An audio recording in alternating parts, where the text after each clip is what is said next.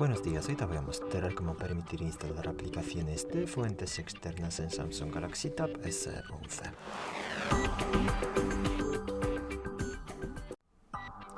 Para empezar abrimos la aplicación Ajustes y luego de aquí a la izquierda seleccionamos la pestaña que se llama Seguridad y Privacidad.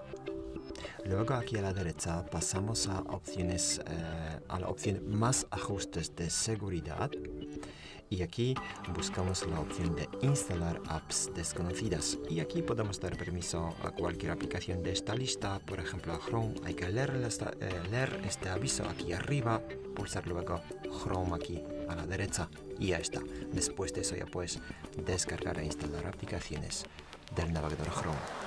Muchas gracias por ver el vídeo, deja un comentario abajo, suscríbete al canal. Hasta luego.